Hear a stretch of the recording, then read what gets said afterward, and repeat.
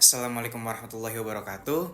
Saya Farid Ahmad Wafi, mahasiswa Universitas Paramadina, Prodi Hubungan Internasional.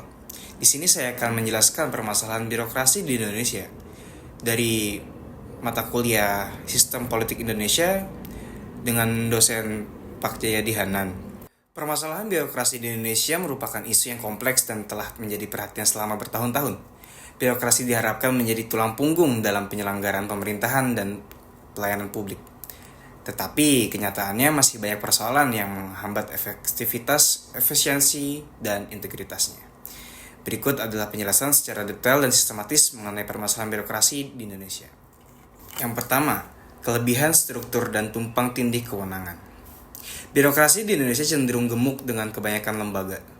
Dengan banyaknya lembaga kepemerintahan, kementerian, dan instansi baik di tingkat pusat maupun daerah.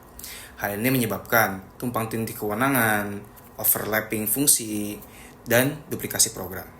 Contohnya ialah penyusunan regulasi atau izin usaha kadang melibatkan kementerian atau lembaga berbeda, seperti BKPM, Kementerian Perdagangan, dan Kementerian Lingkungan Hidup yang tidak selalu terkoordinasi dengan baik. Yang kedua ialah budaya birokrasi feodal dan kurang profesional. Birokrasi di Indonesia masih dibayang-bayangi budaya feodal, seperti penghormatan berlebihan terhadap atasan, keputusan lebih didasarkan pada senioritas dan hubungan pribadi, bukan kompetisi, kurangnya merit sistem dalam promosi jabatan.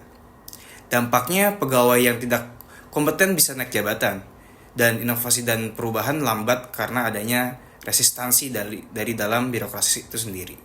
Ketiga yaitu korupsi, kolusi, dan nepotisme atau KKN. Meskipun sudah ada banyak lembaga pengawasan seperti KPK dan BPK, praktik KKN masih mengakar dalam birokrasi. Proses pengadaan barang atau jasa rawan dikorupsi, jabatan strategis seringkali diberikan karena kedekatan politik, pungutan liar dalam pelayanan publik. Menurut Transparansi Internasional, pada tahun 2023, indeks persepsi korupsi Indonesia masih stagnan, di angka sekitar 34/100, skala 0 korup, 100% bersih, menunjukkan masalah serius dalam integrasi birokrasi.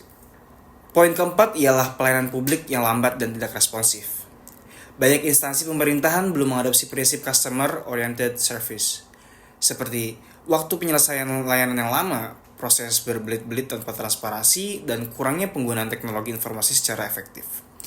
Contoh yang bisa kita temukan ialah seperti pengurusan dokumen seperti KTP, paspor, dan izin usaha masih memakan waktu yang panjang dan sangat rumit di beberapa daerah. Poin kelima ialah lemahnya pengawasan dan akuntabilitas. Banyak pejabat birokrasi yang tidak merasa bertanggung jawab kepada publik.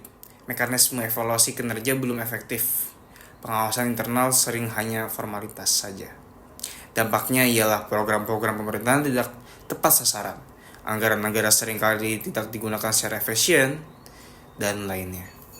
Poin keenam ialah ketidaksesuaian kompetensi dengan jabatan. Banyak PNS yang ditempatkan tidak sesuai dengan latar belakang pendidikan atau kompetensinya. Ini sering terjadi karena pola rekrutmen yang tidak berbasis kebutuhan dan sistem rotasi jabatan yang kurang mempertimbangkan keahlian teknis. Dampaknya rendahnya produktivitas dan inovasi, dan kualitas kebijakan dan pelayanan publik menurun. Poin nomor 7 adalah sentralisasi keputusan di pusat. Penjelasannya adalah meskipun Indonesia telah menerapkan otonomi daerah, kenyataannya banyak keputusan penting masih ditentukan di pusat. Ini sangat menghambat inisiatif lokal, fleksibilitas dalam daerah menyelesaikan masalah perspektif. Poin nomor 8 ialah reformasi birokrasi yang lambat. Pemerintahan telah meluncurkan program renovasi birokrasi sejak awal tahun 2000-an.